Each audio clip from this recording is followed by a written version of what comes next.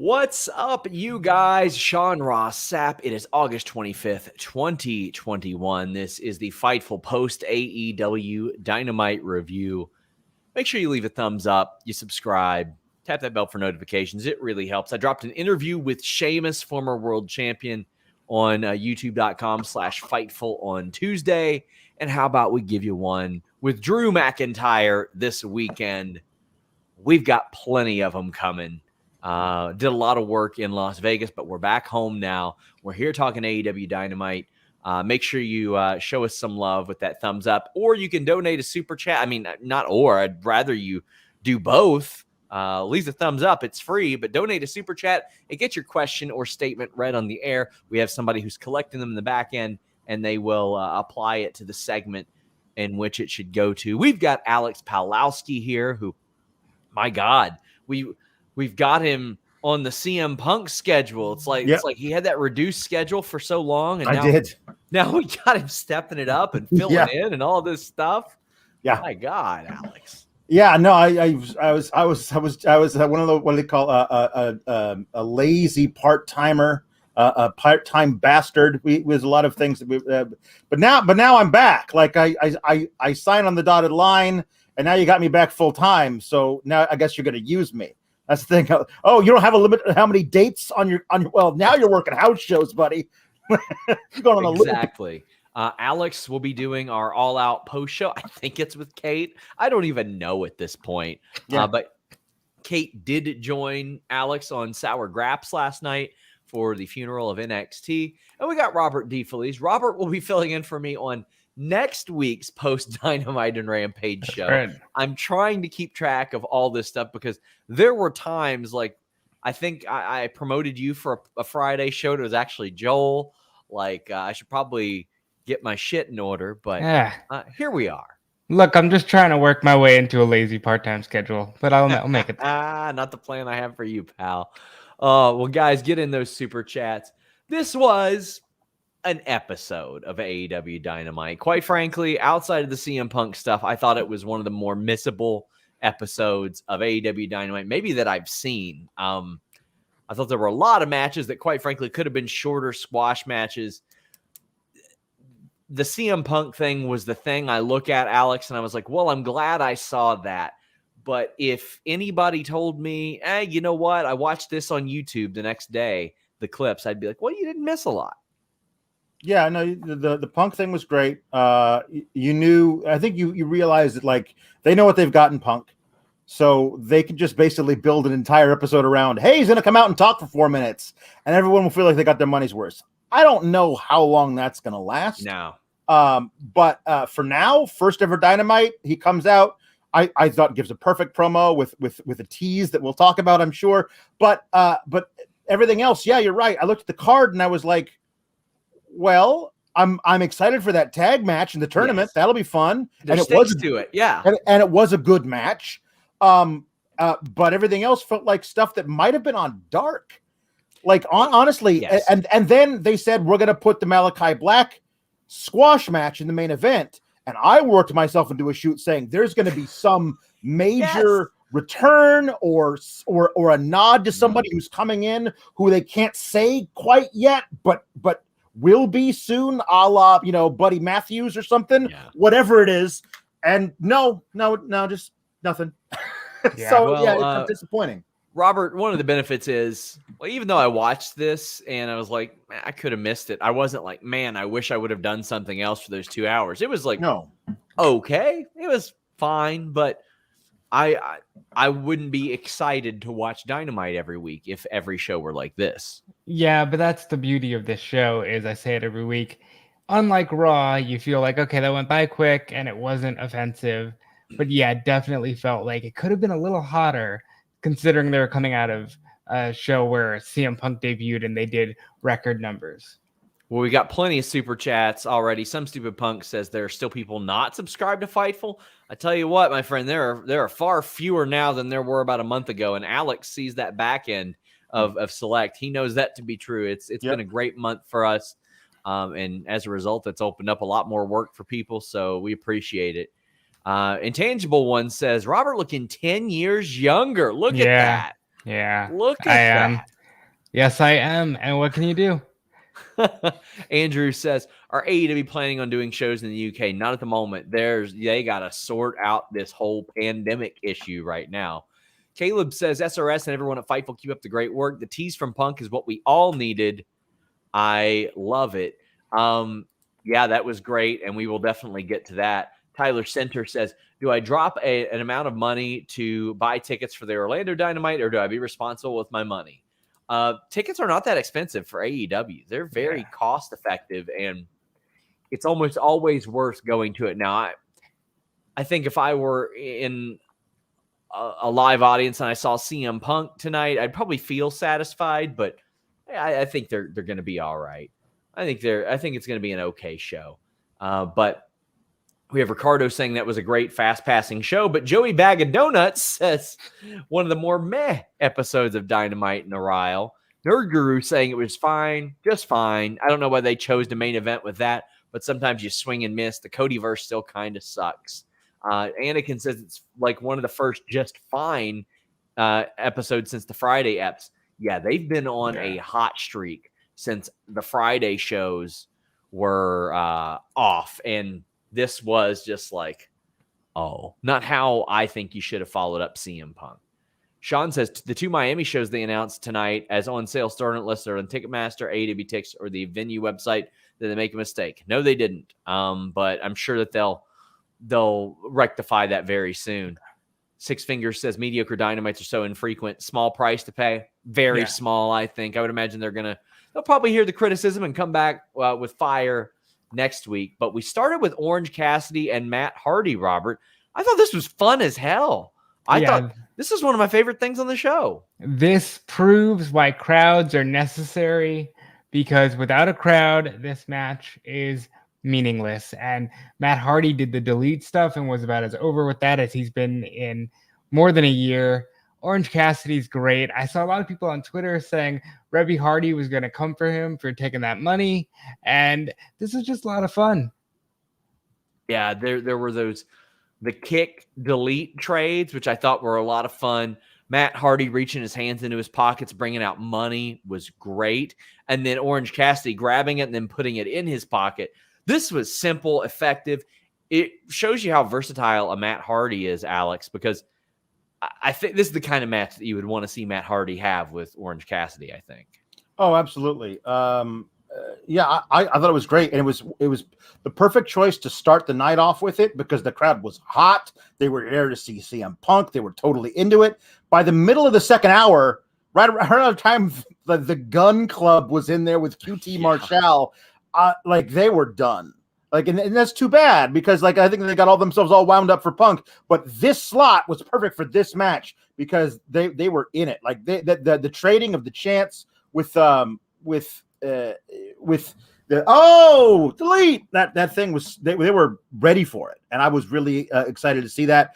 Matt Hardy got his nose busted because that was a lot of blood.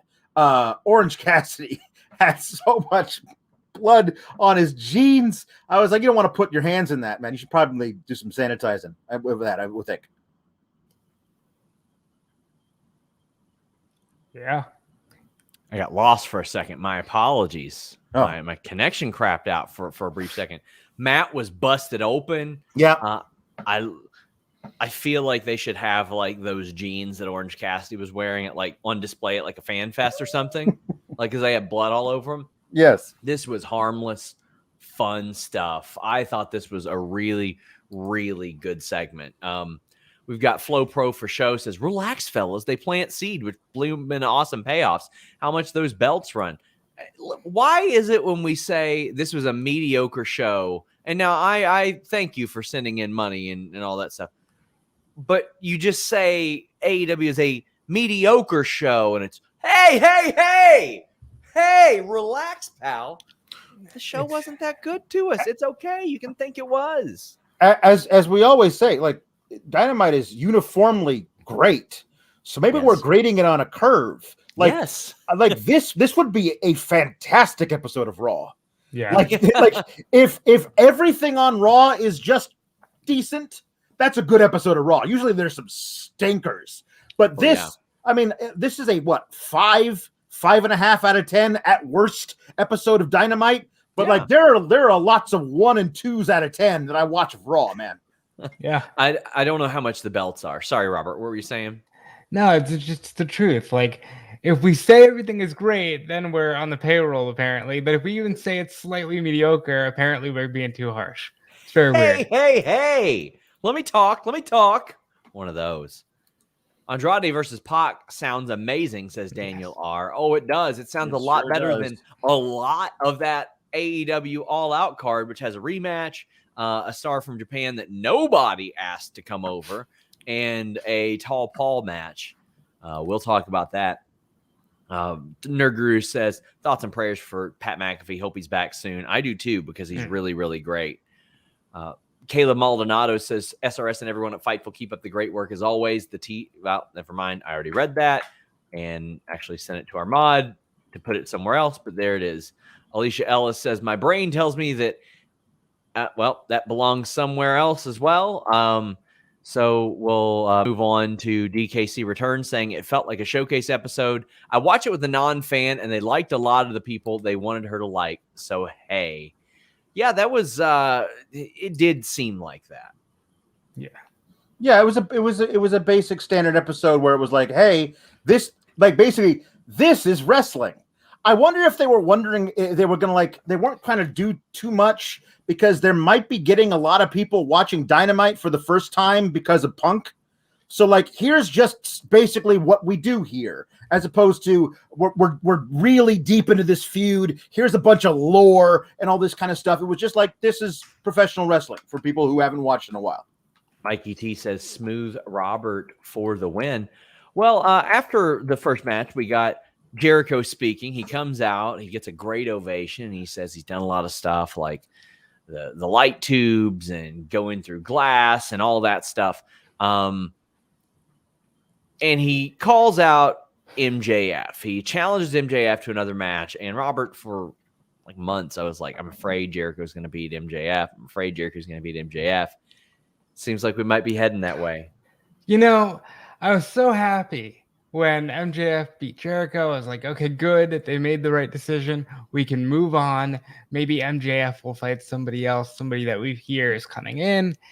And here comes Jericho to say, hey, let's just do it again because I won't get over this and it'll never end. And it's like, but it should end. He beat you 3 times. Move on. And then you do the worst thing when you you just tell us everything that's going to happen because it's, if Jericho loses, he'll never wrestle again, which either you're going to lie to us and he will, or Jericho's going to beat MJF, which shouldn't happen. And I hate this. Alex? Yeah, this is bad. Jericho coming out, by the way, I thought his jacket was spectacular in all the wrong ways. One shoulder had a kid's bike tassel on it and not the other shoulder. It was that I'm so over the hey, by the way, did you know I'm a rock and roll guy? I just don't love it at all. But his thing of I lost to MJF not once, not twice, but 3 times, and I tapped out in the 3rd one. But it's not over. Yes, it is, Jericho. Yeah. Yes, it is. And I really have to apologize for my fellow Milwaukeeans in that audience. Don't cheer for that. Don't cheer for the guy who comes out and says, I lost 3 times, but I want another match. Yes. No, you lost. You lost fair and square, dude. You lost. And this is where I have an issue with this story and this feud. FTR, the former LAX, Proud and Powerful, they're running it back. MJF and Chris Jericho, they're running it back. Pinnacle and Inner Circle, they ran it back. One of the things I love so much about AEW is you don't always run it back. And that's what they're doing. They're always running it back here. I think they took one look at the Wardlow-Jake Hager match and they said, we ain't running that one back. No. We ain't doing that. Now, FTR, Proud and Powerful, I get. Right. That was that's a snafu. Yes. MJF doesn't need to lose to Jericho. Now, this could just be a huge swerve. And again, AEW is usually pretty good with that. But I got to tell you, based on how some of this All Out card is looking, I'm like, I don't know. Because let's see, we got Moxley taking on again somebody we didn't ask for. I'm all for the tall Paul chant, but nobody asked for that match. And everybody asked for a match that wasn't Kenny Omega, Christian Cage, and they're running that back from a rematch from a couple weeks ago. Starting to see some not so healthy familiarities here. Now, I hope this is a swerve and MJF beats him again. Yes. Because you know what that is, Alex? That is MJF's I beat Stone Cold and The Rock in the same night. Right. I beat Chris Jericho 4 times and retired him. Yeah. Is MJF's it's the thing that Jericho did for years. He'll dine out on that for a decade. He's the guy who retired Jericho. And honestly, when MJF came out to address it, he was like, dude, just leave me alone.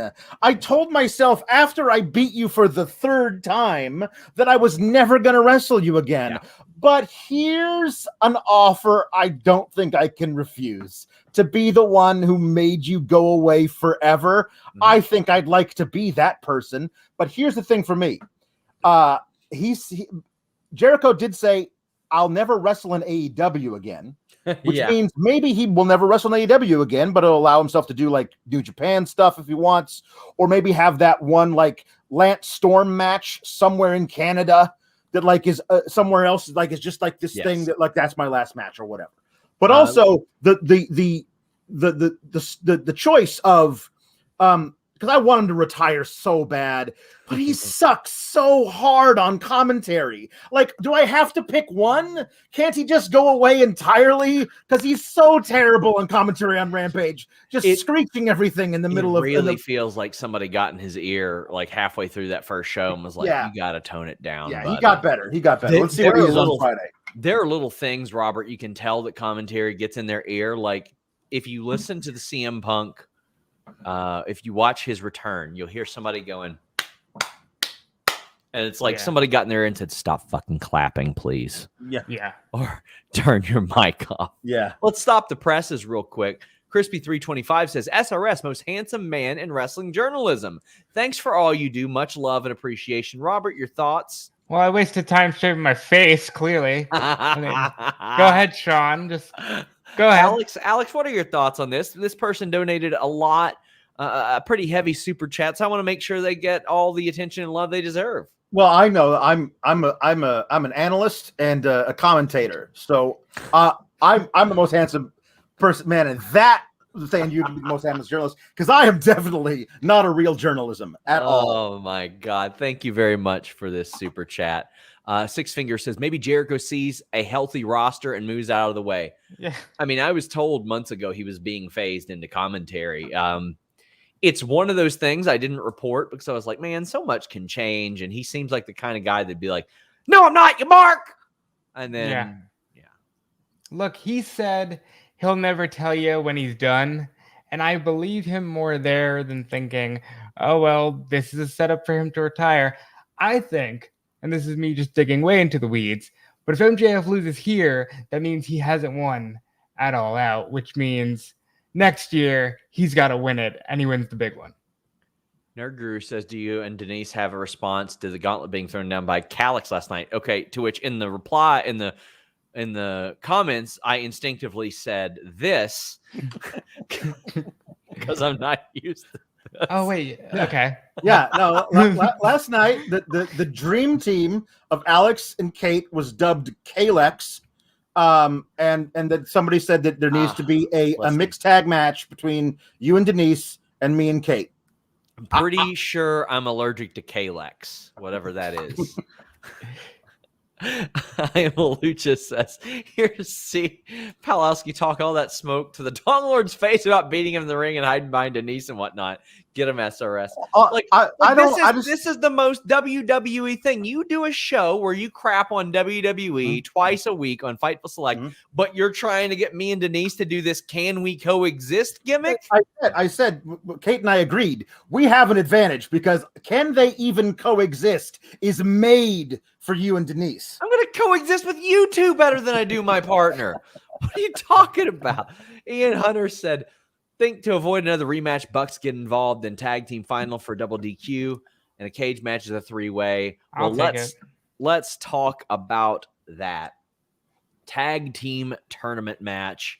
I like this. Varsity Blondes get better every week. They just look like a team. They really do look like a team. Lucha Brothers win. I thought this might lead to the Varsity Blondes maybe getting their title shot in Cincinnati. But then the more I think about it, it's like, all right, if you're going to Cincinnati, Varsity Blondes probably should win there.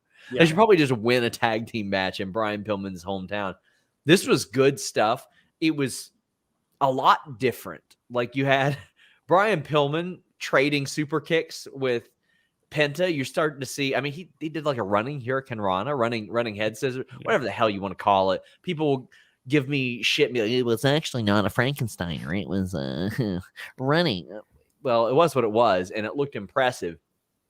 I will always gasp, Robert, at that throwing dive that Phoenix and Penta do. Yeah. That is amazing, but Lucha Brothers get the win. We'll talk about that before the post-match.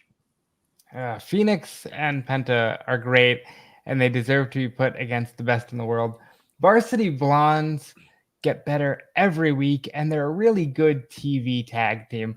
I want to see Pillman and Griff win the titles, but that's not for them here. Clearly, this is being set up for Lucha Brothers and Young Bucks to bounce around a cage in Chicago, which I'm all for, but I don't necessarily want to look past Jurassic Express. So, Alex, one of the things I loved about this post-match was the Young Bucks coming out and shoving Jurassic Express into the Lucha Brothers. And they weren't like, hey, man, like this with each other. They were like, we saw that shit. Yeah. We're not stupid. Yeah. There are monitors. There's a really big one right over there. We can see this. In the UFC, Roger Huerta used to look up at that monitor and elbow people from behind while he was in a fight. Like, they can see it. Yeah. I loved this. And I shouldn't love this, Alex. This should be commonplace. Yes, it should. But it's them. It's AEW being like, we know the trope, and we're going to do the opposite of the trope. Yeah. Both Lucha Bros and the Jurassic Express both don't like the Young Bucks. It's not like, the enemy of my enemy is also my enemy. No, they're my friends. Yes. Let's take out these dudes because they're douche nozzles. Also, I can't tell you how much I love that. Let's pan through front row of the crowd. Here it is, Jurassic Express. It's Jungle Boy and Luchasaurus taking in the match from the front row, and it's Jungle Boy like in a hoodie and a t-shirt, jeans, watching it, and Luchasaurus just there in full regalia because he doesn't have street clothes. He's a dinosaur. Yes. I thought that was hilarious. And I did love that moment where it was like they had like a respectful rivalry between the two tag teams. And as soon as the Young Bucks got involved, it was like, no, screw these guys. Let's both do tandem dives at them. And then Phoenix and Jungle Boy had that moment where you're like, oh man, I really want to see that one-on-one match. Can I see that? I want to see that for the title. That would be really good one day. Wouldn't that be great? AEW does this wonderful thing where anytime two guys are in the ring next to each other, I go, I want to see that match. Yeah. And they have this wonderful roster of all those guys that make me do that. And the reality is they'll probably play that footage whenever it's time to do the match because they have a nice way of making you interested in things that should have minimal interest. I don't know, kind of like the main event tonight. Mm-hmm. Like people were just like, LOL, he's going to get killed. Let's all tune in and watch it. Yeah, I thought that was really good. And of course, this is in the tournament, so it matters. And that's pretty awesome. Ricardo says a couple extra dollars for Team Kalex. And Chris Rain says, I am Team Kalex. Well, thank you, because Alex went overtime, so we got to pay Kate extra probably. I don't think she even knows about that, so keep it on the hush hush. Some team. Rob Wilkins says, I shaved for the watch along and we had record low numbers. Calix, is it Kalex or Calix? I think it's supposed to be Kate and Alex, so Kalex. Kalex. Okay.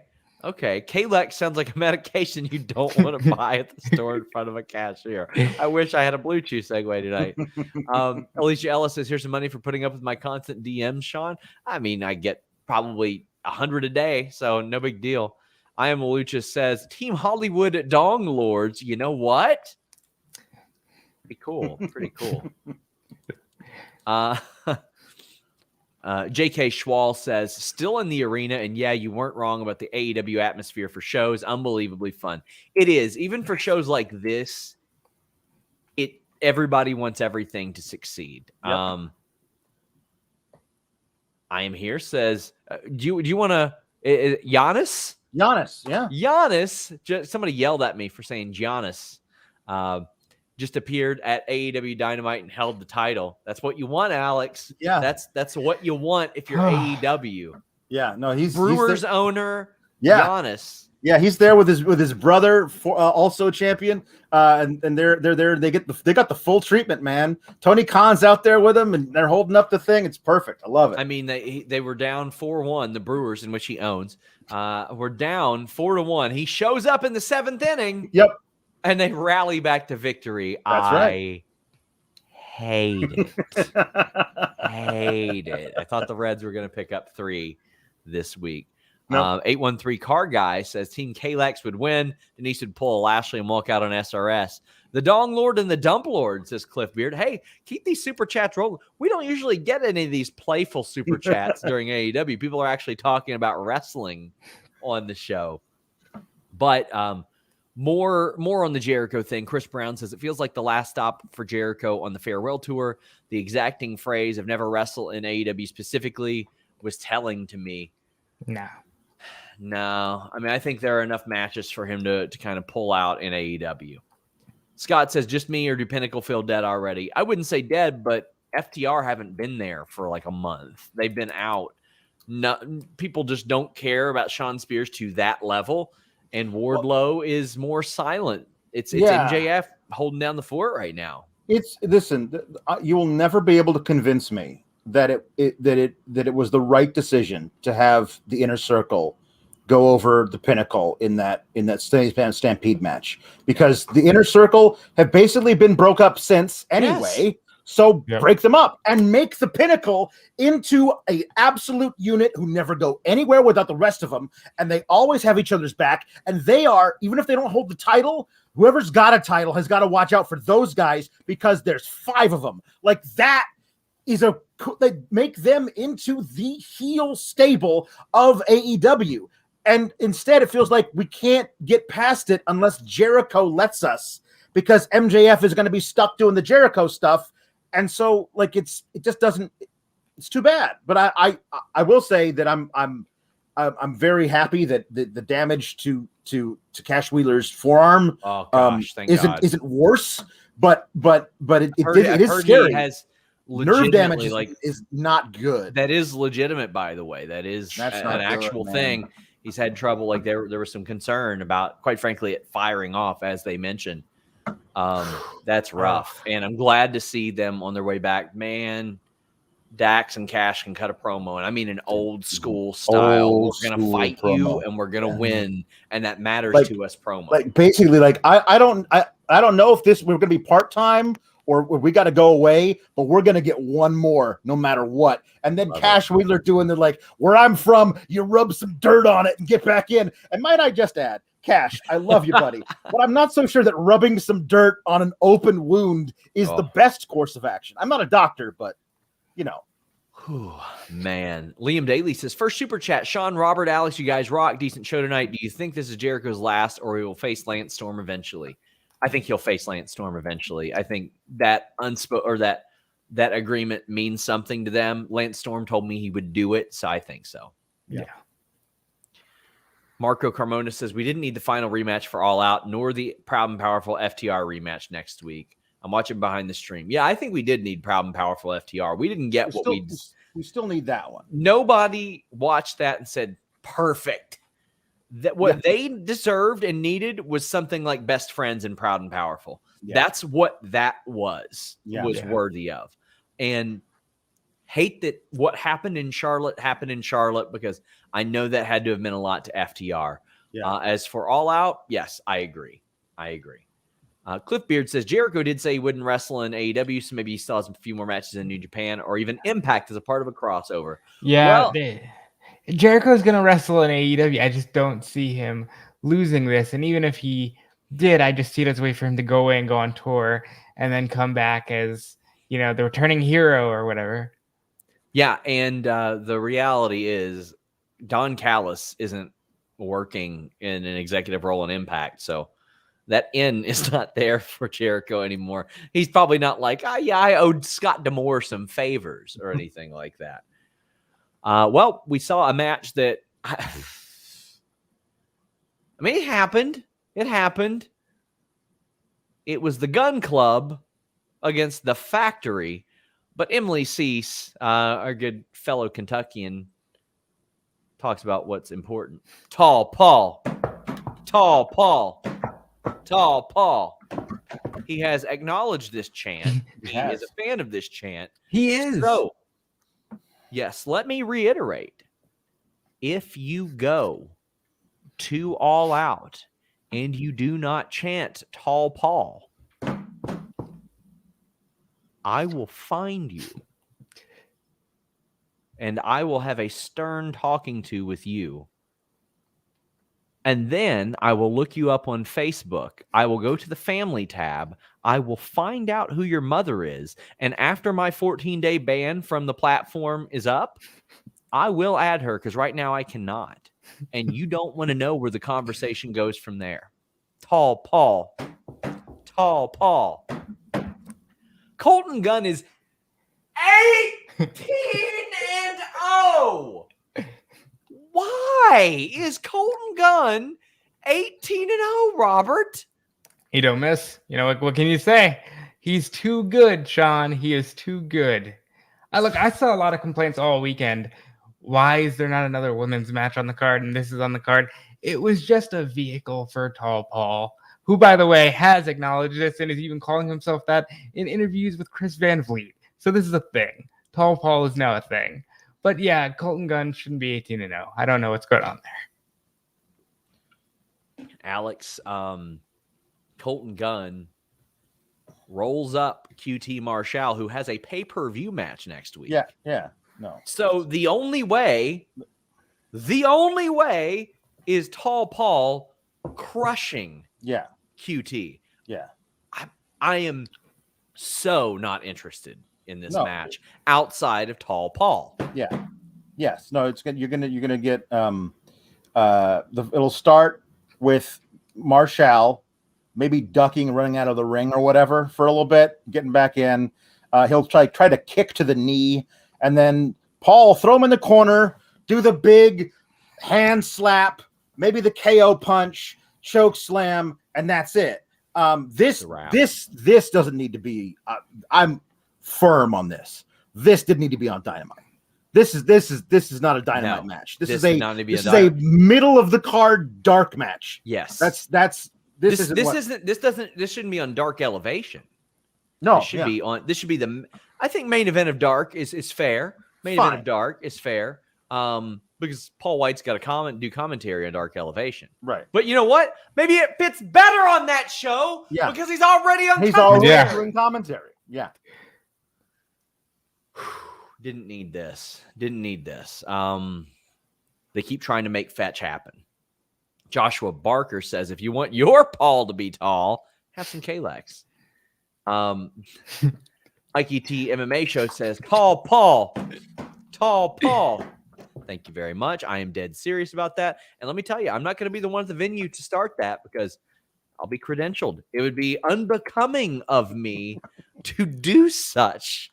And as you know, I can't be bought. Anakin says, for the record, my mom would probably find you odd. Buddy, your mom would find something. That's for damn sure. Thank you, Sean Gray, for the super chat. Much appreciated. But we had Swiss Roll Chris saying off topic, but Alex reminded me what was worth Inner Circle defeating Pinnacle or Cena beating Nexus. Oh, Cena beating Nexus. Hold on. Hold on, Tal. Come on. They didn't kill a whole generation of talent with this one. I mean, hold on. Wait a minute. Listen, don't get me involved there. Like Inner Circle beating Pinnacle was bad, but like Cena beating Nexus might be all-time worst. Yeah. Yes, just to remind you, Bret Hart was on that winning team there. Let's take a look at the members of that Nexus team. Wade Barrett retired in 2016.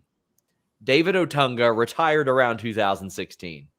Justin Gabriel, I'm pretty sure he's afraid he'll fall off the edge of the earth somewhere.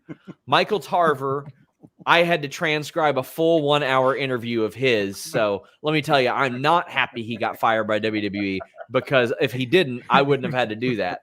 Skip Sheffield, who is Ryback, has not wrestled since 2018. Darren Young. Twitter poll, Sean. Darren Young is the most long-term success story there, because he's never been better than he is right now with New Japan Strong. Heath Slater has been injured. He had a serviceable career there. I mean, I think we all looked at that group and we said, you know what, Skip Sheffield has a chance. Justin Gabriel might have a chance, and Wade Barrett might have a chance. We know that WWE thought Otunga did, but we all kind of knew better. If your finishing move is a Uranagi where you don't leave, you just throw the person towards the general direction of the ground, we know better. But still, that one hurt a lot. Yeah.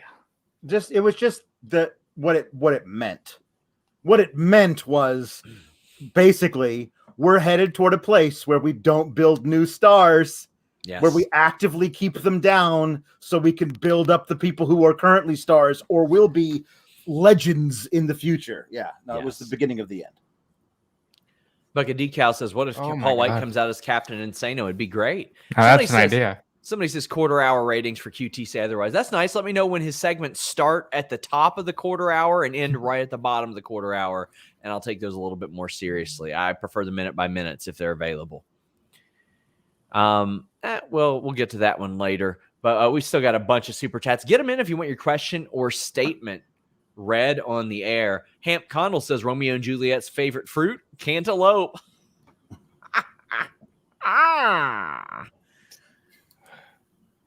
Jose Flores says Robert pulling a Xavier and Mark Marrow of dudes have a beard. AEW with the curse of high standards.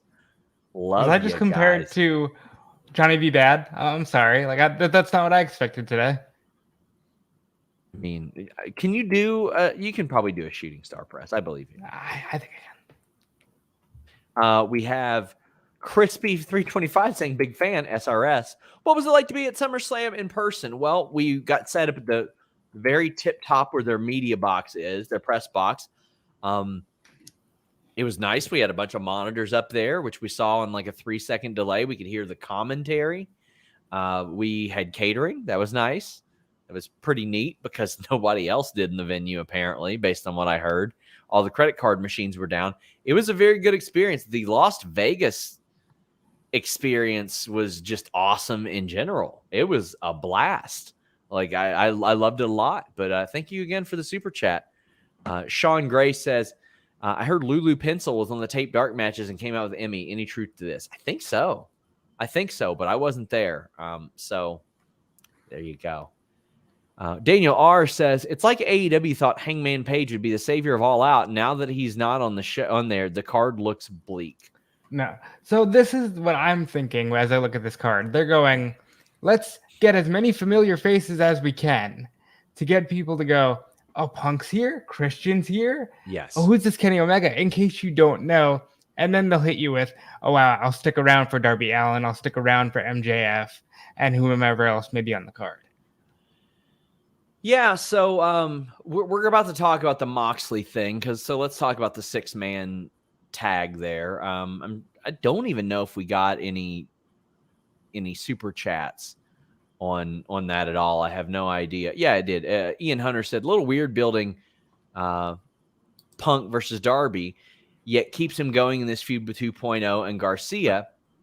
feels like things are split and the two feuds will have to finalize. I disagree. You can feud with more than one person at a time. You can dislike more than one person at a time. I'm fine with that. I still think that that Darby versus Punk is a one-off. It's Punk's first match back. It's the young talent he wants to work with. They have a great match, shake hands at the end. Darby goes back to what he's doing, and I think Punk will have something very important to do almost immediately after that match. So we get this match, and it's fine. You got JD Drake. JD Drake looking like Big Bubba Rogers facing Hulk Hogan on the first Nitro. Hell yeah. Quite frankly, I can't remember if this is a regular thing for him, but it's not. Freaking love it. I'd never seen it before, but you know how it is, Robert. If I say that and somebody's like, oh, well, he wore that at Beyond 4 times in 2017. Oh, what? You cool, don't but he watch never did it on Beyond? TNT, and that is what made this so special. Yes. He looked awesome, and I kind of hope that this is regular for him going forward. It was so cool. This is fine. This is good. Sting got involved a little bit, as is tradition. Alex, I was okay with this. This is whatever. Yeah, this is fine. I mean, listen, the wingmen are just especially with Peter Avalon in their corner, are just the wonderful quartet of jobbers. Like, it's just like, I mean, you feel like Benoni should be able to do something, like he's very intimidating and big, but he's always just on the losing end. And then you have like Ziggler's brother and JD Drake, who's like what was the guy who, the Amish guy, like Amish Roadkill. Yeah, Roadkill. Team with Danny Doring in WC or ECW. Yeah, that, like, it's I just love it. There's like this wonderful kind of they're all thrown together, this wonderful stew of jobbing. It's perfect. And I love Peter Avalon being scared shitless by Sting. Sting just being at ringside scaring jobbers. Like, it's just like this wonderful retirement home that he gets to go to and just scare jobbers. Like, what a wonderful thing for Sting. I love it. Then we get the Jon Moxley promo, and boy, was this underwhelming. And the more I thought of it, like, I tried to convince myself, I tried to talk myself into it, and I couldn't, man. I'm sure Moxley and Kojima will have an okay match, but that's who he reveals. And this is a match that you put on hour 1 of Dynamite, or you put it on Rampage and say, hey, check out New Japan Strong this week. It's also on Fridays. Yeah. This should not, this on All Out instead of Hiroshi Tanahashi or Will Ospreay or Minoru Suzuki, for the love of God, is in Chicago, or he's in, I don't know if he's in Chicago. He'll be in New York. He'll be in New York. Yeah, this sucks. Satoshi Kojima is not, all due respect to him, ain't on my top 30 or 40 that I would want to see Moxley face from Japan. And I got people saying, oh, Tanahashi has a match in Japan on the 4th. That ain't my problem. That's not my problem. They brought it up. Like, they made it a thing. Like, they had the promo about it. I hope they knew he had the match on the 4th when they had Moxley name drop Tanahashi out of nowhere. And listen, I've seen a lot of people up and down my timeline being retweeted who are super psyched for this for some reason. Just the idea of, this. But I did appreciate Moxley trying to sell me a ticket to it. This crazy old man thinks he's got a chance with me in the ring. I'm gonna kill him. I don't want to, but I'm gonna do it. And that's what Moxley's great at. But still. And all due respect, I love Joe Doering. I was watching Kojima lose to Joe Doering on Impact 2 months ago. Yep, right. So yeah, it's like, I had people making excuses. Oh, he's on his farewell tour. Nobody confirmed Tanahashi. They had a COVID outbreak. All right, nobody confirmed CM Punk either. Nobody confirmed that for the show. You know who else has a COVID outbreak? The fucking world does. The world does. This is not a match that I look at and I say, oh yeah, that was worth all those promos. That was worth all this stuff. Like, it just wasn't that. It was not that. Sawyer says, from the sound of it, Moxley was also disappointed. I hope they play into that and this leads to a swerve. And you got Chris Reigns saying, I kept waiting for Mox to say someone else after that. I was too, Robert, but I also know that Moxley's not going to disrespect Kojima like that. Right. And they did play it off like he was kind of upset. Oh, only one guy signed it, and I'll tell you who it wasn't. And then he just went in this big spiel of I'm facing Kojima. Maybe the Tana match was late because they did announce it after they had plugged all of the stuff with Moxley. Maybe Arthur Ashe. Tanahashi's been very clear. I want to come over to America at least once a month. Hopefully they let him do that. This is a letdown. I almost feel like Mox could be doing more with somebody on the actual roster at this show. So, him facing somebody like a young talent on the roster would be more impactful than Kojima. And I got people saying Doring isn't Moxley. That's the point, Evan. Yeah. Joe Doring, who is good, I enjoy him, ain't Moxley, and he was beating Kojima in front of nobody, by the way. In front of nobody. Yeah. Alicia Ellis was hoping for Jay White versus Mox. Buddy, I was hoping for almost anybody but Kojima. I do think the fact that he had just did a run in Impact kind of took away from that a little bit for me. Now, I'm sure I'll enjoy the match. Greg says, Mox wins and someone shows up after the Arthur Ashe show. I'm sure. And I know extenuating circumstances couldn't be Kenta. They couldn't do him. Yep. But Nerd Guru says, how long till we get Moxley versus Punk, do you think? It will be a while before he faces him because they fought each other.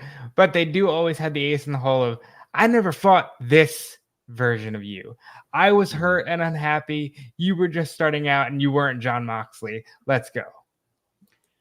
Intangible One says the wingmen equal the social outcasts. Fair. Yeah. I think they've got better in-ring ability, though. Yeah. Without I a doubt. do want Punk to go up to Ryan Nemeth and go, I feel like I've seen you before, and then just walk away.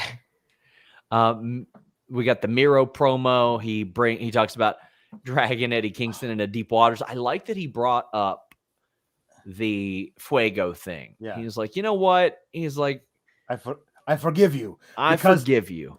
God has told me, has reminded me, there is an original sinner. And like he's doing the whole, God has reminded me, there's Eddie Kingston, I will find you. I will drag you to the river. Like, I just love it. I love it so much. It's like, bring me the Mad King, or I will burn this place to the ground. Like, how do you not love Miro? How is he not on every episode of Dynamite? Like, wrestling, squashing some fool, like not even in a title match, just wrecking everybody. I love him so much. This version of him is perfect. That's exactly what El Rey Velez says. He says, God, I love this Miro. It's one of my favorite versions of him.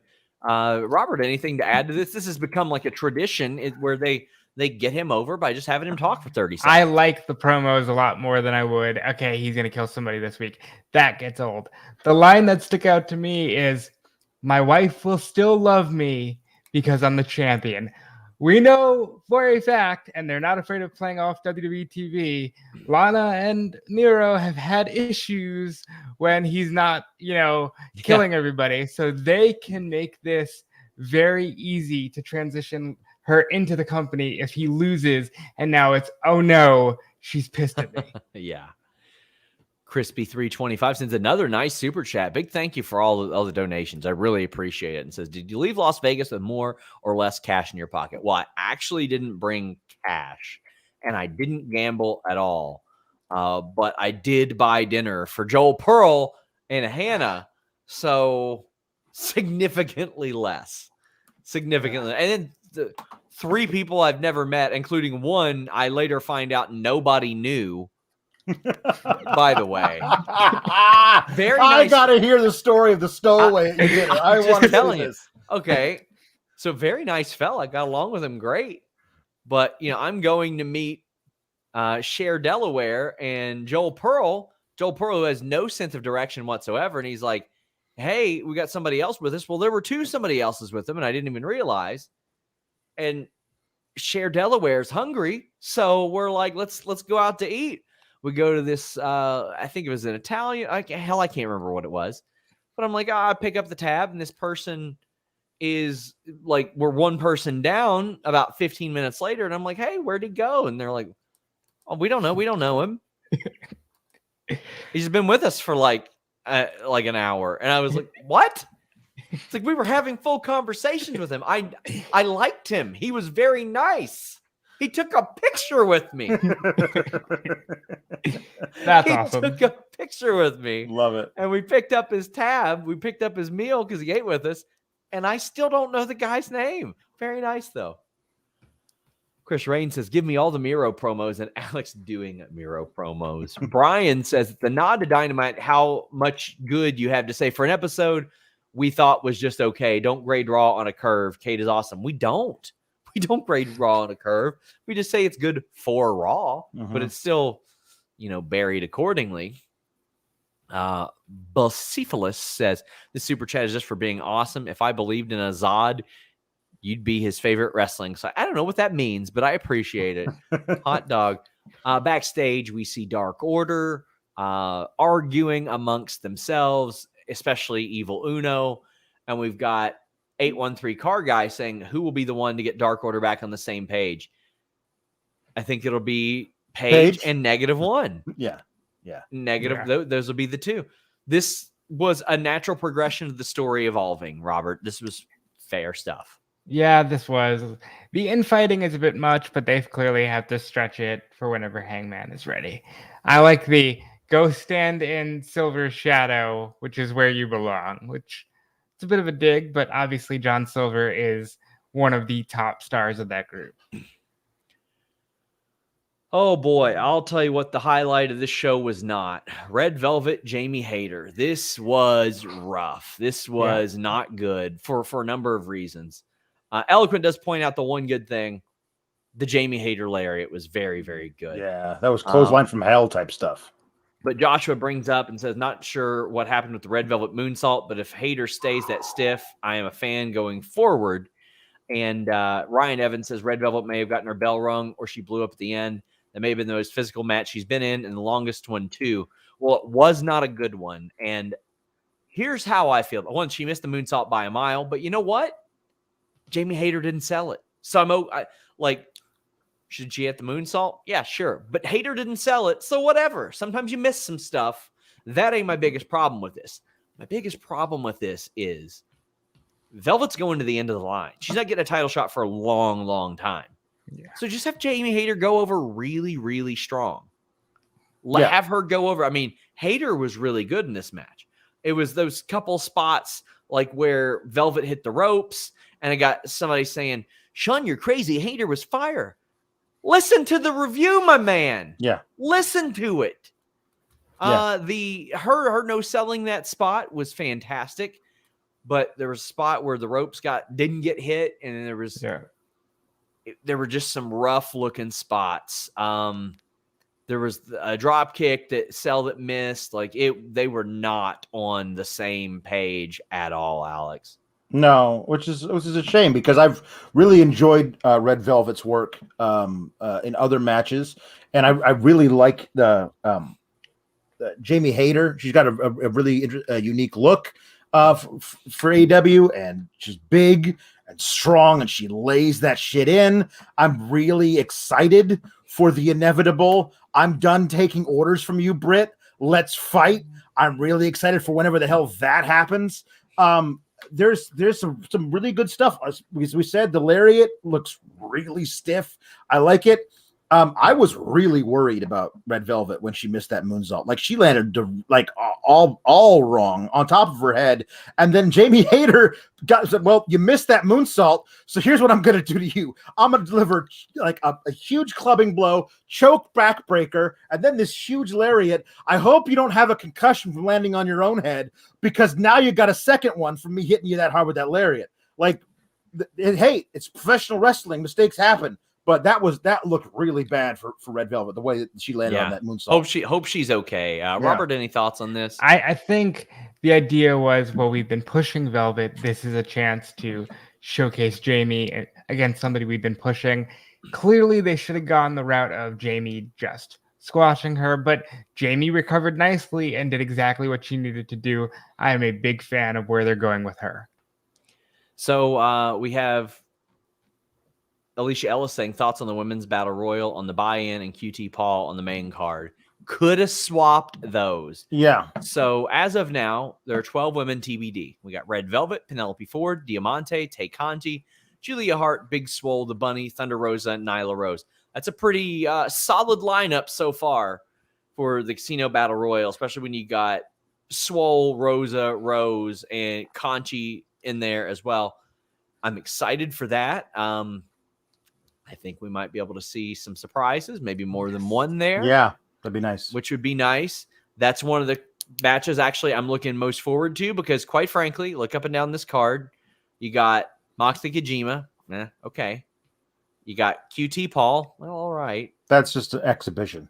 Omega and Cage will be great. I've seen it. Yeah. MJF and Jericho. I've seen it. Yep. Young Bucks and the tag team eliminator winner in the cage match. That's going to be fun. I'm sure it's going to be Lucha Brothers. But no matter what team it is, we've seen it, but it's in a cage. That'll be fine. Pac, Andrade, that's going to be insane. Yep. This one I like. We're going to see somebody really rise to the occasion. Good chance we might see Thunder Rosa win this. But we don't really know.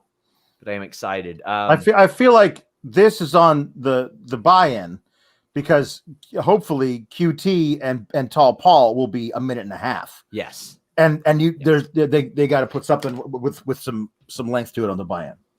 Yeah. Tony L says, nice to see Takehashi back on TV again. Yes. And she was asked about the Dark Order. Sawyer says, I want to see a returning Anna Jay to restore the Dark Order. Maybe, but I think it's got to be Paige or -1. I mean, all due respect to Anna, but yeah, I think that's what it takes. And Evan says, Evil Uno is so over with me. His live streams, new vlog series, and his ring work is great. Just a really nice guy. I hope we can interview him, Sean. Buddy, I reach out to AEW PR at least once a month, sometimes 2 times a month, and say, hey, I'd love to do talent interviews. Hey, I'd love to do talent interviews. I've been given 1 by AEW this year. If you guys want them, send them tweets. Let them know you want me to interview them because I've gotten 1 this year. But I am trying. I will not stop asking them. So I'll do my best. GSR Gaming says, any chance of Black versus Murphy at All Out? I don't know if Black is scheduled for All Out. Tremaine says, I need Sheeta to be given a chance to be a top contender in front of fans. She did similar work to Asuka during the pandemic and was awesome, in my opinion. Hikaru Shida is not announced for this so far, is she? No. Man, I'm trying to think, like, has she been... Yeah, she worked Elevation a couple weeks ago in Pittsburgh. Mm-hmm. She's working dark she tonight. Worked here. Okay, so good. So she'll be announced. She'll be added to that. She'll be added to it, yeah. Yeah, for sure. Crispy325 sends another $20 super chat. Big thank you. Dial in again and call it a night. Thanks for all you do. Much love to you in this channel. Those other guys, they're pretty cool too. LOL. Well, we appreciate you so much. I can't tell you how important that stuff is to us. So thank you from the bottom of my heart. Austin Leach says, I hyped up Dan Lambert so much to anyone who'd listen when he first showed up in AEW, and this is where they're going with him. It is. Yeah. Robert, it feels like a lazy Cornette ripoff. And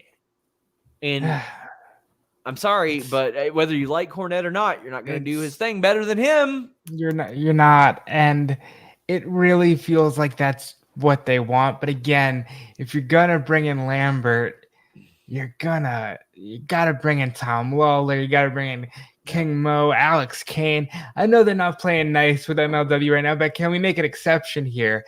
Because referencing that Ethan Page knows Taekwondo and karate legit just reminds me that I wrote an article in January of this year that the Karate Man killed Ethan Page. Yep. So it's like he kind of goes against what you're saying about the fake wrestling. And I get it. And it's a fine promo, but whatever.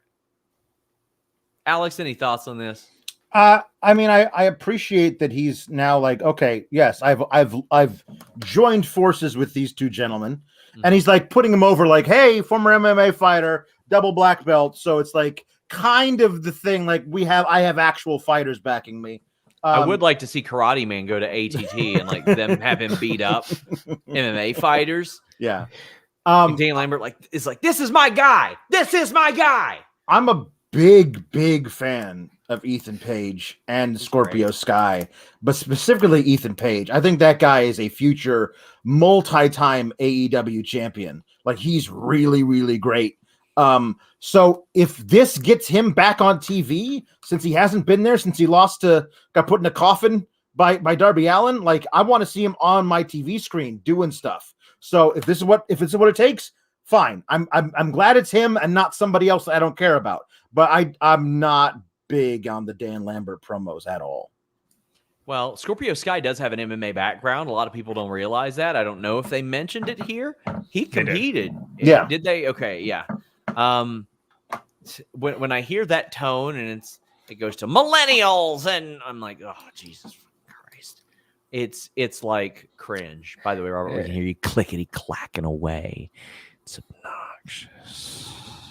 Sawyer says, Lambert's cringe Fox News rants need to get off my TV forever. What is AEW thinking? This isn't good heel heat.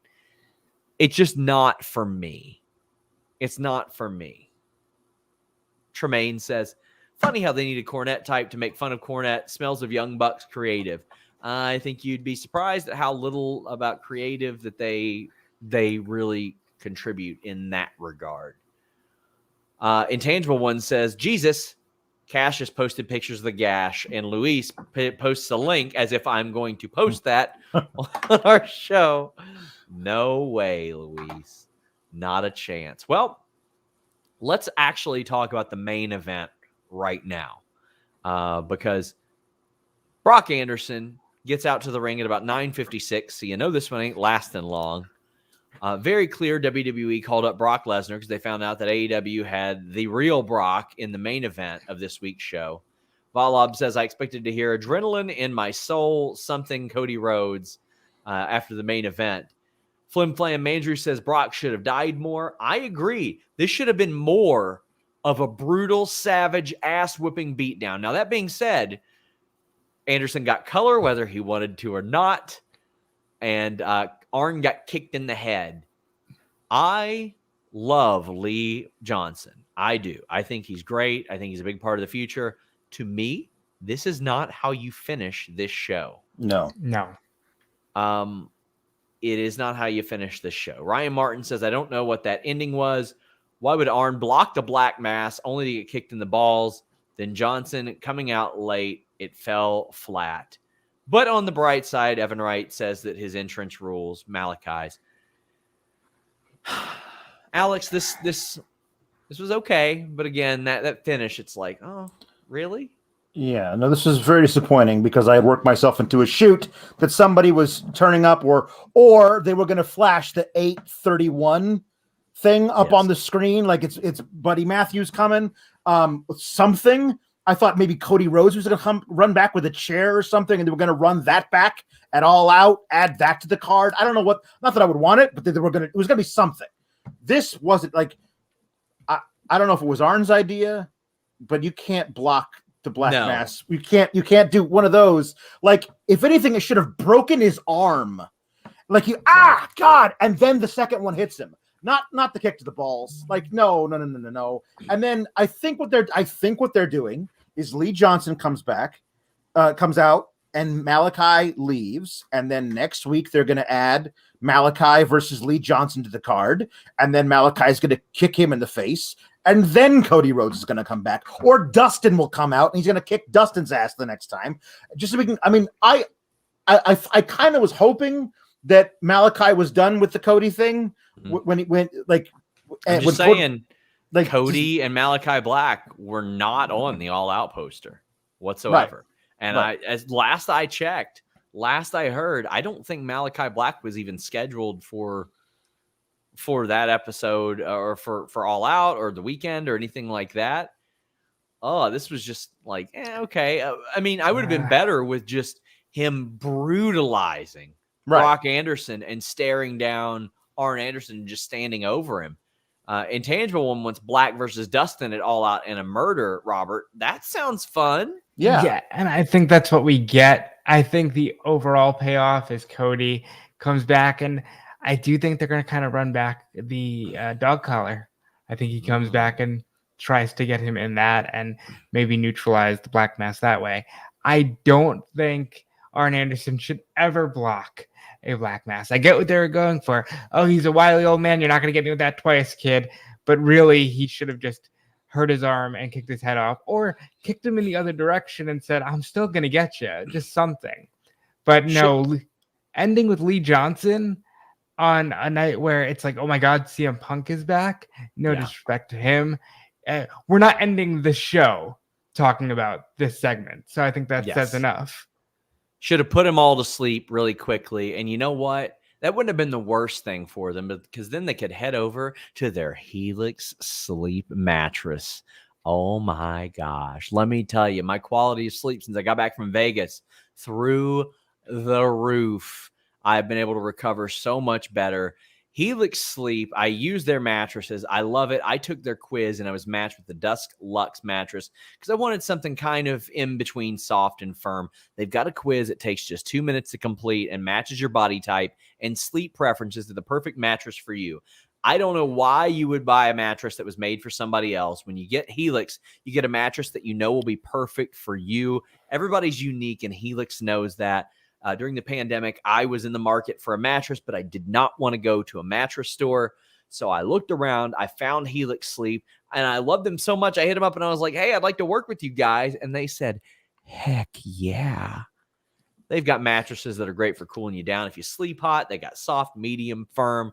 They've got ones that are good for spinal alignment to prevent aches and pains, and even a Helix plus-sized mattress for plus-sized sleepers. So take the quiz, you order the mattress you're matched to, and it comes right to your door, shipped for free. You don't ever have to go to that mattress store again. And you don't have to take my word for it. It's the top overall mattress pick by GQ, Wired Magazine for 2020.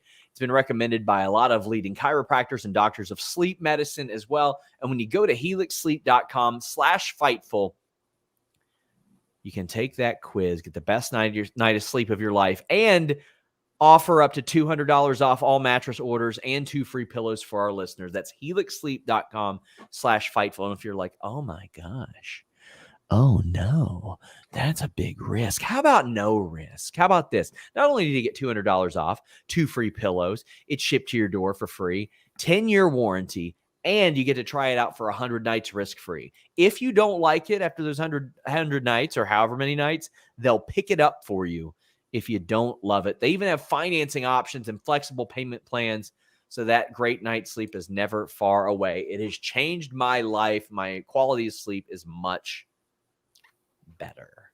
Oh my gosh.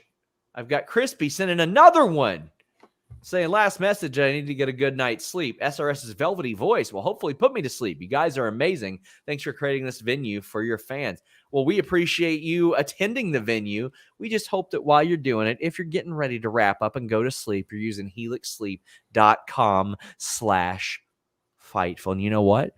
If you're into the furniture game, allform.com/Fightful. A lot of great modular furniture. James Barr says somewhere between soft and firm. Is this a blue chew read? No, it's not. It isn't. But I mean, if you want to use that while you're in your Helix mattress, I can tell you one thing. They're great for doing that business on as well. Tremaine says, the way you say Arn took the kick, the match at All Out should be Black versus Arn in a Texas death match. I don't want to see Arn Anderson die on pay-per-view. I'm good. I just got to say, Arn and Ted DiBiase taking bumps in the same month. Wrestling is back. Good shit. This is what I liked. Man. And somebody wants that match as well. So the 2 main segments we're going to talk about are actually promos. We've got Kenny Omega coming out with Don Callis, and then Christian Cage interrupts. And they play a video, and they play up the history of Don Callis hiring Christian Cage, firing him, and then favoring a 10-year-old Kenny Omega. And Kenny Omega is like, I was better than you when I was 10, and I'm better than you 27 years later. I thought that was a good line. But the best line was Christian trying to play Omega against Don Callis, and Omega goes, you think you know me? That was so clever. That was so good. Robert, this over-the-top stuff, and Mike Bond says, big pop for you think you know me. And Daniel R. says, do you think that was on purpose? Of course it was. Of course, man. Like, this is him being over the top, but I think it fits so well. Yeah. So good. I really enjoy this over-the-top Kenny. It can't stay forever. You know, we can't have a goofball Kenny Omega for the next 3 years, but it works right now. Don Callis is overhyping his ego and making him feel like the best guy in the room. It just works. I also like Don Callis. Hold my scarf. You know what that makes me? That makes me like Bill Watts and Eddie Graham and Vince McMahon, and it just works. Don Callis is annoying as all hell, but that's the role he's born to play, so keep playing. Alex, what did you think of this? This was all. I mean, this is fine. And then Cutler gets in there with the spray, and Frankie Kazarian has to run down and save Christian Cage because he's the elite hunter. And this is all well and good. They're building this thing to their match, which I'm sure again is going to be a great match. And yet I say again because we'll be seeing it again. And I feel like that's something that, like, there are other things they could add to this card. The card's big enough already, I think, but they could add things to this card that would make me more excited. Like, you could do Miro and Eddie Kingston on this card, and like just Eddie Kingston getting the shit beat out of him, and just right before Miro stomps on his back to put in the game over, like just see Eddie Kingston with blood running down his face, just flip him off. Like, there'd be so cool stuff you could do. That's not on the card. I mean, there's other things they could do, but this feels like deliberately not the most important match on the show because Punk is on the show. And it's always felt like that's where they're going toward, but I feel like you don't need to do that. Have a co-main. Have a co-main that everybody wants to see both matches as opposed to what we're going to get. I will say this, at some point, Kazarian's got to start like actually trying to hurt these people, because just chasing after them is getting a little old. They have never teamed before, and that was surprising to me because they both spent a good amount of time in TNA together. Nerd Guru says it would be nuts if Cole and Bryan debut at Arthur Ashe. New York would explode. Hell of a way to start and end the show. Both can confront Kenny. It is far from a guarantee that Adam Cole is even going to leave WWE on Friday. Far from a guarantee. I tell you what, if there's one person that can't say, you know what, they've booked me like shit. I haven't been in creatives. Like, Adam Cole has had the dream situation there, like creatively satisfying stuff, important stuff, championships, working with his friends, cool merch, cool to some people. But yeah. We got Ben saying, I don't get the big deal with Omega. He's good, but no Cesaro versus Bryan. His whole shtick is goofy. Am I supposed to take him seriously as a world champ? If you want, but I don't. You're supposed to take him seriously in the ring. Yes. When Kenny turns it on and says, you're not winning this match tonight, that's when I take him seriously. Yes. When he's out there wearing his ridiculous sunglasses and his floofy shirts, and he's out there going, you think you know me? You think you know me? No. I don't take him seriously, which is why I think the dichotomy works between that guy and the killer, the cleaner in the ring. Yeah, there are a lot of people that think or always thought that Big E needed to change it or anything like that. And I'm like, man, I watched Daniel Cormier become one of the greatest heavyweights of all time, and he would do skits where he was dancing in his underwear with ice cream falling around in the background. Like, it happens like that. Ryan Evans says, do they hold off Adam Cole debuting until after All Out? Feels like it would be big considering the Bucks and Omega teasing it. It is not guaranteed yet. There's nothing to hold off. There's nothing to hold off right now. There's no deal in place yet.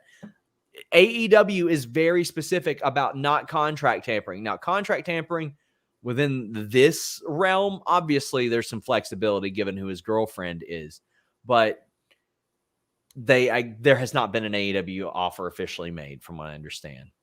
But CM Punk cut a promo. He came out, he was interviewed by Tony Schiavone, and it was very simple.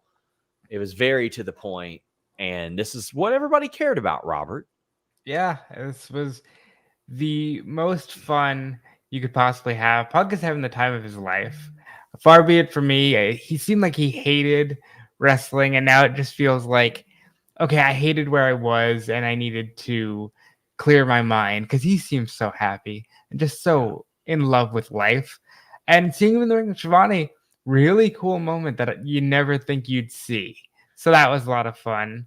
And he got the promo very good. He's looking forward to Penta and Jungle Boy, and he's got to get through Darby first.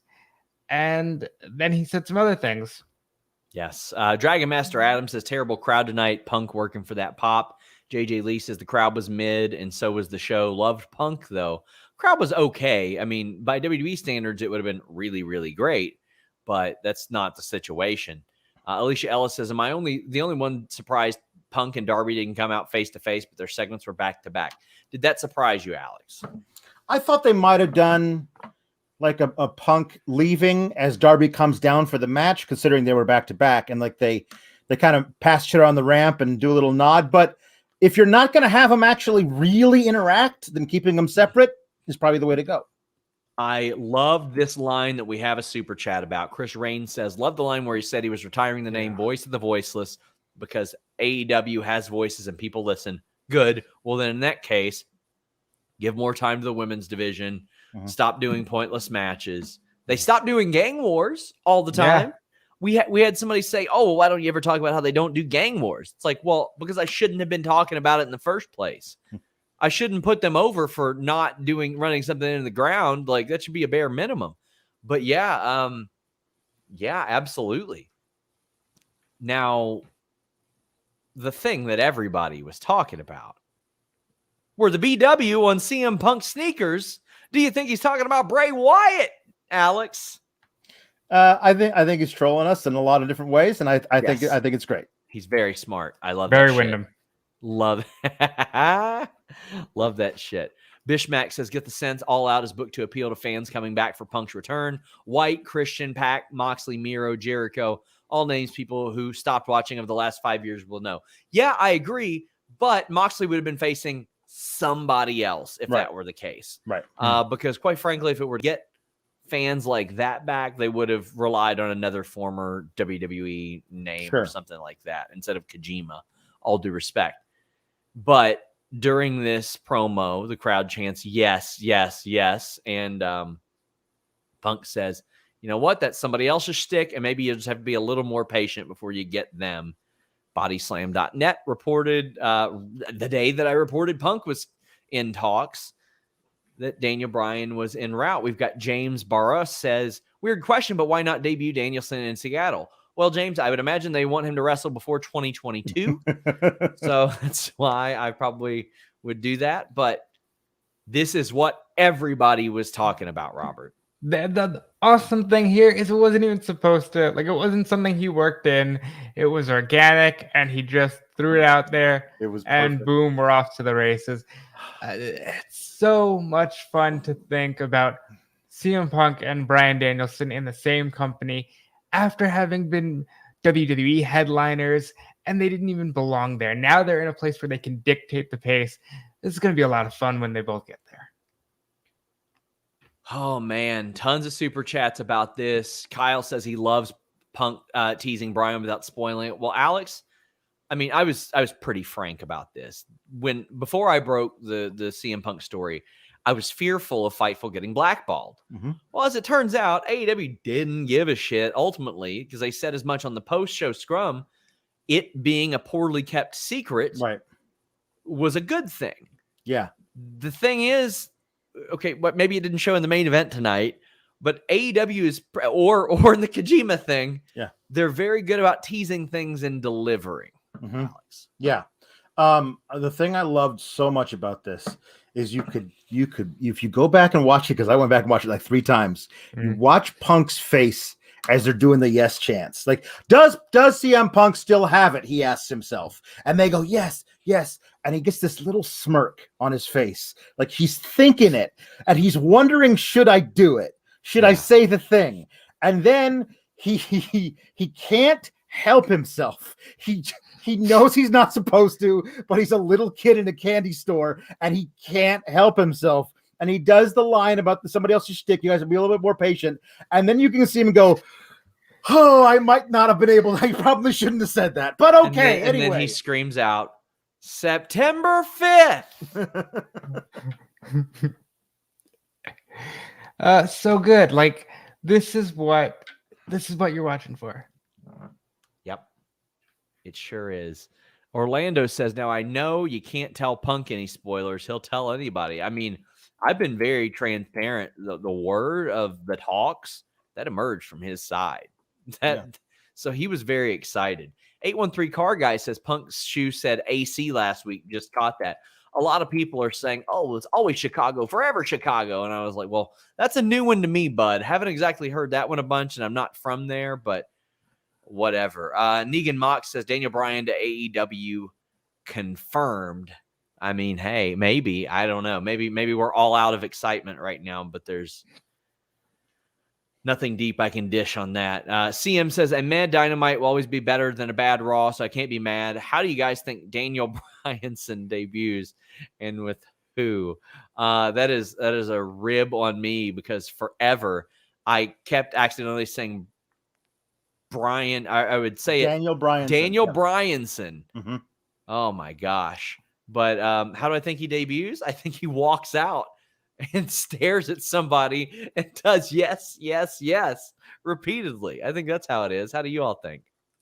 That's what I would do. I mean, maybe MJF. If I had to guess the who, MJF is a good one. Or at this point, just Punk.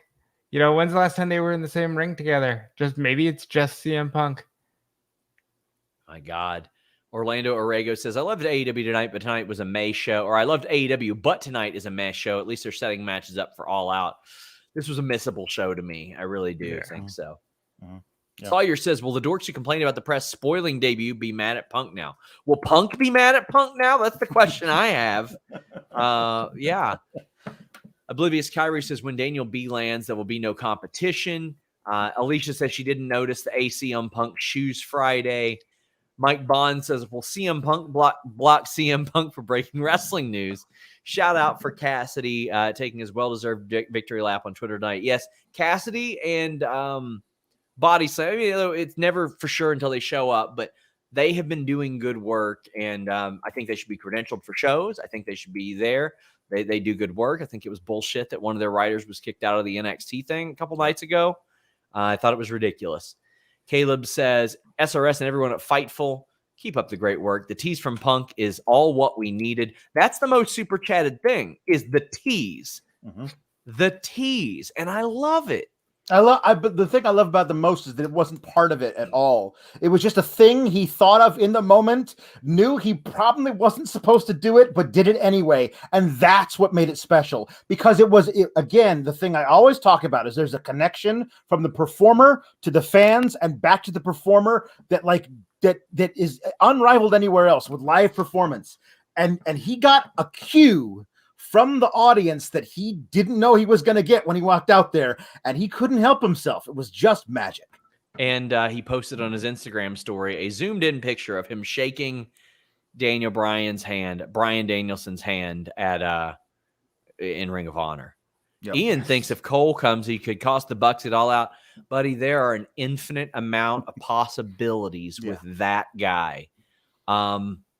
I mean, Dr. Britt Baker, DMD, said at a Comic-Con this past week, she's like, well, obviously there's a mixed tag that I want really, really bad. And, buddy, we saw AJ Lee today say this is now a Dr. Britt Baker, DMD Stan account. Yeah. What I would give to just see Britt Baker walk up to CM Punk and look at him and say, I'm glad somebody in your house finally decided to show up for work. Ooh, because the promos between AJ Lee, oh my God, and Dr. Britt Baker, DMD. Oh boy. El Milkman says real excited for whenever Bryan Danielson shows up. Alicia Ellis brings up AJ and says, my brain tells me that AJ was suffering with bad back issues and won't come back. My heart says anything is possible. My eyes tell me anything is possible. Edge is wrestling right now. Yeah. They thought he... Yeah. And I've said this, like, she doesn't have to wrestle.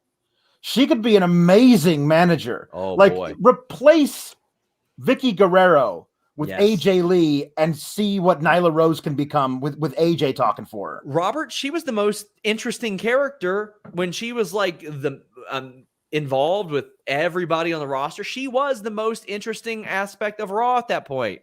At one point, Vince McMahon made the decision to, okay, let's make her the GM because she's that compelling of a character. Yep. That is a hell of an approval. AJ Lee was so good. We'll never get the credit for it because she left right as everything was booming. I hope we see her again. Chris Rain says, give me Britt versus AJ. I mean, we know that Britt wants it. It ain't a big secret or anything. She mentioned it at a Comic-Con. She wants that match. And if there is one person who can conjure AJ Lee out of retirement with a microphone, it's Dr. Britt Baker, DMD. Like, I'm excited to go to the Cincinnati show and for her to tell us that her all-out opponent buckled under the pressure like Joe Burrow's knee. I am excited to get ethered by Dr. Britt Baker, and that's what she does. And the crowd will be like, boo. Then they'll be like, DMD, DMD. Just how it'll work. Alicia says, I don't want either Darby or Punk to lose. Oh, Darby's losing.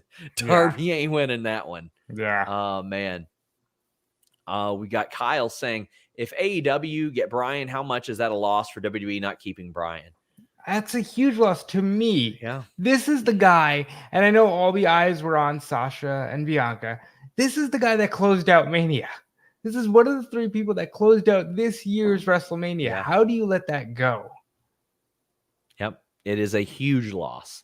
Sergio says it feels like they made All Out. The All Out card underwhelming due to Punk coming back to the ring. What do you guys think? Alex, it definitely feels like they think they can hook their wagon to CM Punk's return match. Mm-hmm. And it very clearly they're saving some stuff because one, Moxley, you ain't going to tell me Moxley was supposed to fight Kojima. No. And we know Omega was not supposed to fight Christian. Right. When the card comes out for Arthur Ashe, I think you will see some stuff there that we would go, oh, that was supposed to be the all-out match. But they're doing their biggest show ever on Dynamite. Everyone's going to tune in. We're going to pop a 2 million rating. We're going to go balls to the wall to do the biggest show possible at Arthur Ashe. That might be Bryan's first match back. Whatever. Like they could be heavily teasing Adam Cole to show up there at that point. I think they're trying to make that the biggest thing they've ever done. And along the way, they've got this all out show. So let's find a way to make that important too, but we're saving some big stuff for the Arthur Ashe. See, but I don't want this to become, well, Goldberg beats Hogan on Nitro, but he's fighting Conan at the pay-per-view. Like, you can still do both. Lisa Lockhart says the Punk line about being a little more patient after the yes chant broke out was fantastic. Supporting my guys for their hard work. Well, we appreciate you, Lisa. Thank you. Chris Rain says that Britt got Britago over at the United Center. She looked surprised that chant started. I'm not surprised. When you're over, man. You're over. Yeah. Nerd Guru says if Punk doesn't GTS Sting next week, I'll be sad. He should. He absolutely should. That should be what they close Rampage with, is that. Tremaine says what's going to be great about Danielson is he's going to get a standing ovation for just stretching guys out. He doesn't need to flip. He's on another level. Dare I say that his WWE style was more demanding than his non-WWE style. Yep. He worked, I feel like, a much faster pace in WWE than he did outside of it. Yep.